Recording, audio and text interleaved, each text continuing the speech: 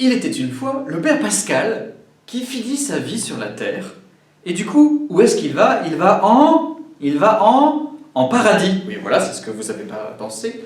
Il va en paradis. Mais il y a un endroit, un temps, enfin c'est ni un endroit ni un temps, parce que quand on sort de la terre, il n'y a plus de temps ni d'endroit.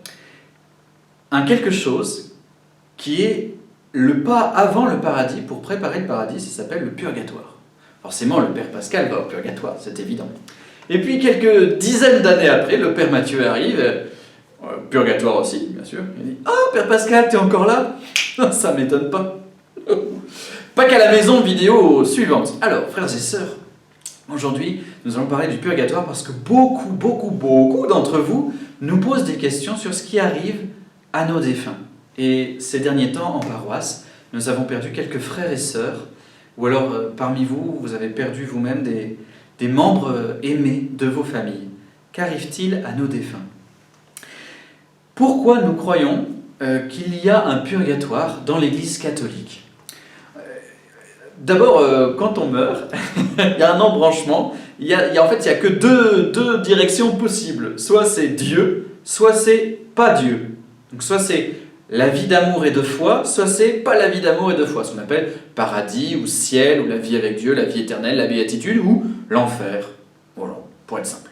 Donc il n'y a pas de troisième voie. Le purgatoire n'est pas une troisième voie.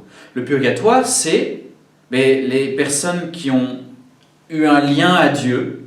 Donc, ils ont eu la foi d'une manière ou d'une autre, ils ont ce lien à Dieu. Forcément, pour aller au ciel, il faut être en lien avec Dieu. On ne va pas dans la maison de quelqu'un avec qui on n'a aucun lien. Donc c'est la même chose, on va au ciel si on a un lien à Dieu.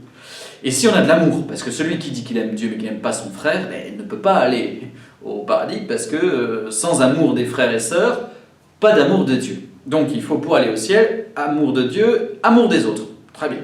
Et si on n'a pas ces deux trucs-là, et voilà, on a un petit peu chaud pendant à peu près l'éternité. Le purgatoire, c'est des personnes qui donc ont, d'une manière ou d'une autre, cru en Dieu et aimé leurs frères, mais, je dirais, peut-être pas suffisamment, ou avec des péchés graves, ou quelque chose qui alourdit leur âme. Au fond, ils ne sont pas prêts à rencontrer Dieu pour deux raisons. La première raison, c'est que Dieu est amour. Donc, si dans notre vie, il y a du non-amour, des manques d'amour, eh bien, notre âme, elle est blessée, elle est non énamourée. Ça ne veut rien dire, c'est pour expliquer. Imaginons que j'ai le défaut de, je ne sais pas moi, l'avarice. Voilà, je m'attache aux objets matériels. Donc ça, c'est mon âme, voilà, mon âme. Et mon âme, en fait, elle s'attache aux objets matériels. Quand je meurs, les objets matériels disparaissent. Mais mon âme, elle reste pareille, elle reste toute tordue par l'attraction des objets matériels, au lieu de l'amour de Dieu, l'amour des autres. Et donc, Dieu qui est tout amour, toute main tendue, moi je ne peux pas arriver comme ça devant lui. Et donc, mais il y avait quand même un peu d'amour en moi et un peu de foi, suffisamment même. Donc Dieu peut me donner les moyens d'une transformation, mais c'est douloureux. Ça fait vraiment très mal, c'est comme une opération chirurgicale de l'âme qui dure un certain temps et qui est très douloureuse. C'est de réouvrir mon âme à l'amour, au don, voilà, petit à petit. C'est, voilà, le Père Pascal lui prend une autre image, il prend l'image du sas de décontamination. C'est un espace où, alors qu'on aurait dû arriver plein d'amour, en fait, on est arrivé avec autre chose que de l'amour dans le cœur et dans l'âme. Ça, c'est la première réalité théologique, c'est que le péché nous empêche d'entrer en pleine relation avec Dieu. Donc il faut être libéré, pardonné et purifié. Voilà, purification de nos péchés. Et c'est douloureux, ça fait mal. Le deuxième aspect théologique, c'est que Dieu, il est parfait. Il est infiniment bon, infiniment lumière. Le matin, quand vous vous réveillez, vous ne commencez pas immédiatement par ouvrir en grand la lumière du soleil. Sinon, vos yeux, vous allez avoir mal. Il faut un temps d'acclimatation. Dieu, il est le parfait. Il est la pureté absolue. Et donc nous, pour voir Dieu, pour entrer en relation avec le pur, le saint, le parfait, il faut un accomplissement de notre âme. C'est-à-dire développer certaines facultés, une compétence amoureuse, une compétence de connaissance de Dieu, elle doit exister si cette compétence n'existe pas en nous. Donc s'il n'y a pas la foi, eh bien on ne peut pas y aller. Mais si elle est trop petite, atrophiée, il faut un accomplissement de cette compétence pour voir Dieu, être en relation d'amour avec lui. Et le développement de cette compétence fait mal aussi, parce que c'était prévu que ça soit sur la terre. Le but de la terre, c'est de préparer le ciel. Voilà, donc le purgatoire répond à cette vérité théologique qu'il faut, quand on voit Dieu, être vraiment bon et avoir la connaissance de Dieu. Et quand on l'a un petit peu tous les deux, au purgatoire, le Seigneur, dans sa miséricorde, donne la possibilité, mais un, ça fait très mal, et deux, on ne sera pas aussi beau qu'on aurait pu l'être au ciel si on était bon sur la terre.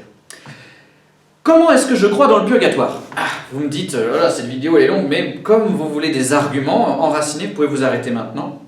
Mais si vous voulez savoir d'où nous vient cette croyance dans la purification des péchés et la bonification, de l'âme après la mort, la croissance de l'âme après la mort, c'est dans les Écritures et dans la tradition orale. Les Écritures d'abord. Dans l'Ancien Testament, dans ce qu'on appelle le livre des martyrs d'Israël, en fait, au chapitre 12 du deuxième livre des martyrs d'Israël, on a cette histoire. Donc c'est un homme, un grand guerrier de Dieu qui s'appelle le noble Judas. Donc c'est un bon Judas, c'est pas le Judas de Jésus, c'est un autre Judas de 2 siècles plus tôt. Et donc Judas, il y a une bataille entre les méchants et les gentils, donc Judas c'est un gentil. Et parmi les gentils, il y a des soldats israélites qui meurent.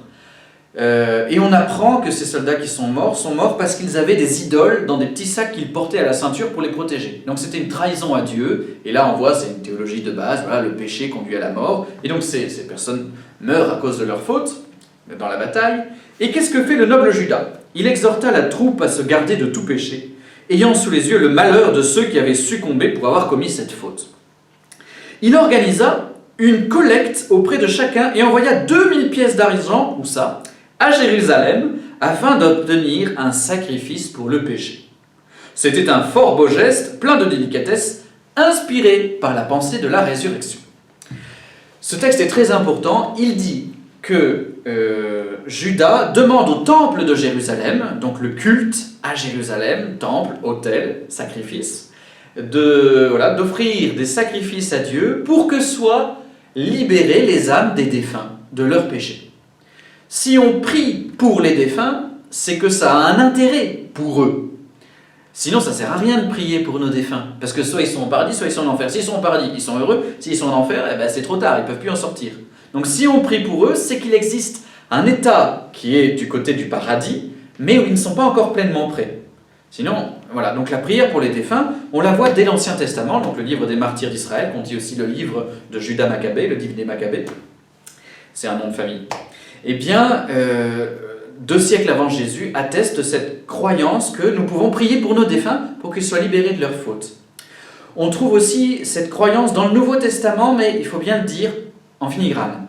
On le voit peu. Par exemple, il y a un passage où Jésus dit « Ce péché-là ne sera pardonné ni dans ce monde-ci, ni dans le monde d'après. » Sous-entendu, dans le monde d'après, on peut encore recevoir le pardon pour certains péchés. Je crois que c'est l'évangile de Matthieu.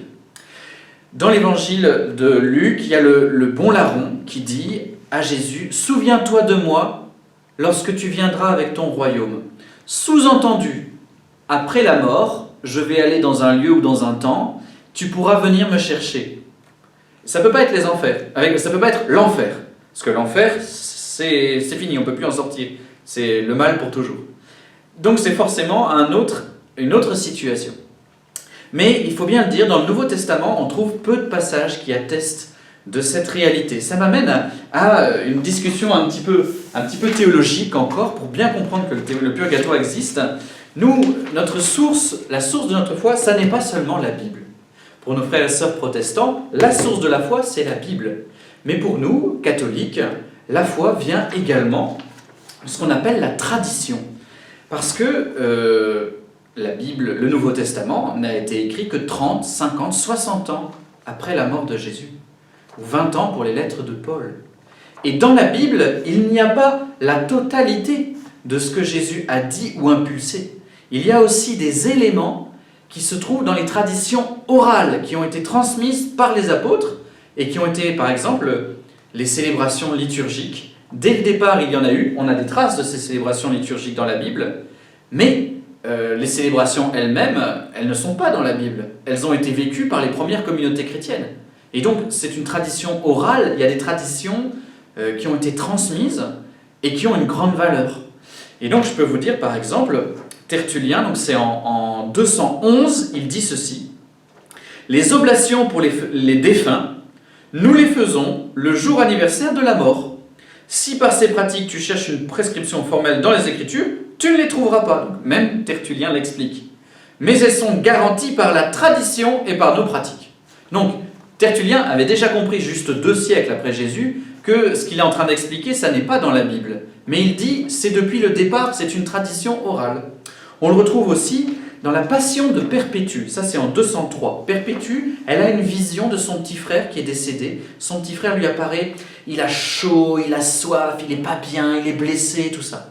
Du coup, Perpétue, elle se réveille et elle dit « Oh là là, il faut que je prie pour mon frère. » Elle prie, elle prie, elle prie, elle prie pendant plusieurs jours, elle intercède. Et au bout de plusieurs jours, elle a une nouvelle vision. Elle voit son frère qui lui apparaît en belle santé, beau, bien comme il faut. Et le texte dit en latin « refrigerendum » ou quelque chose comme ça. Rafraîchi, rafraîchi. Voilà. Donc il y a un espace ou une situation du défunt après la mort. S'il n'est pas en pleine communion avec Dieu, il a besoin de nos prières pour être rafraîchi. Et ça, c'est la tradition depuis le départ. Il y a encore d'autres éléments. Par exemple, Saint Cyril de Jérusalem, 315-387, ça c'est sa date de vie. Et il écrit « Les morts retirent un très grand bénéfice de nos prières. Nous offrons le Christ immolé pour nos péchés. » On peut dire aussi, Sainte Monique, c'est la maman de Saint Augustin, là c'est le 4e siècle, elle dit ceci, elle va mourir bientôt. Et donc elle dit d'elle-même, dans le livre des Confessions, chapitre 9, « Enterrez ce corps, elle parle d'elle-même, ce corps n'importe où. Ne vous troublez pour lui d'aucun souci. Tout ce que je vous demande, c'est de vous souvenir de moi à l'autel du Seigneur, où que vous soyez. » Ça ne sert à rien de prier pour elle, si elle n'en a pas besoin. Et donc le sacrifice pour les péchés, ça fait vraiment partie de la foi de l'Église. Au début, on ne le disait pas à toutes les messes. C'est seulement au 9e siècle que ça s'est généralisé, qu'à toutes les messes, eh bien, on a ce qu'on appelle le memento des défunts. C'est dans la prière eucharistique, une fois que le prêtre a consacré les offrandes pour que ça devienne le corps et le sang de Jésus, le prêtre dit beaucoup de prières, notamment les prières pour les défunts. C'est très important pour demander à Dieu de les libérer de nos fautes.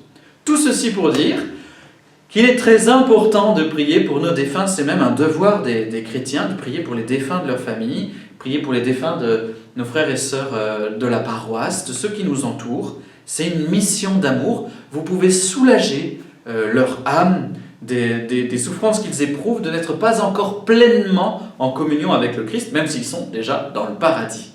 Frères et sœurs, sur cette très très longue vidéo, mais que vous avez réclamée, je le sais, je vous souhaite une bonne soirée et nous sommes en communion de prière pour nos frères et sœurs du ciel.